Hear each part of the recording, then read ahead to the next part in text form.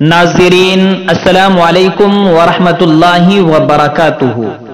इस वक्त पाकिस्तान से बड़ी ही अफसोसनाक खबर आ रही है कि मारूफ इस्लामी स्कॉलर मुफ्ती मोहम्मद तारिक मसूद दामत बरकातुहुमुल आलिया के सिलसिले में एक प्रोपेगेंडा चलाया जा रहा है गुस्ताख नबी और गुस्ताख सहाबा की तरफ से कि हजरत मुफ्ती मोहम्मद तारिक मसूद दामत बरकातुहुमुल आलिया ने हजरत अली रजी अल्लाह ताला अन्हु की शान में गुस्ताखी की है और इसको लेकर ट्रेंड चलाया जा रहा है और गिरफ्तारी का मुतालबा किया जा रहा है और बहुत ज्यादा मुफ्ती साहब को बदनाम करने की कोशिश की जा रही है।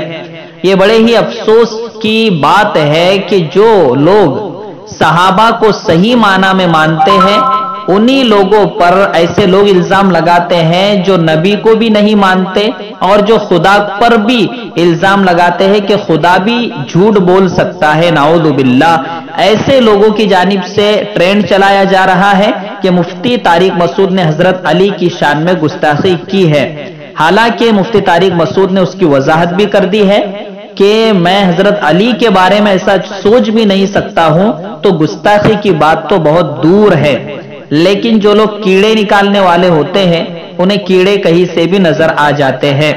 इसी तरह मुफ्ती तारिक मसूद दामत बरकातुहुमुल आलिया को बदनाम करने के लिए इस तरीके से प्रोपेगेंडा किया जा रहा है और बहुत ज्यादा मांग उठाई जा रही है।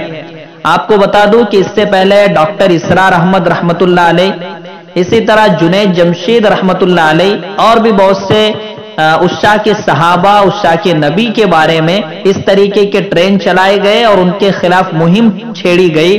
अब मुफ्ती तारिक मसूद को भी बदनाम करने के लिए इस तरीके से किया जा रहा है। हम दुआ करते हैं कि अल्लाह उलमा की हिफाजत फरमाए और इस तरीके से फिरका परस्तों की नजरे बद से ऐसे उलमा को महफूज फरमाए।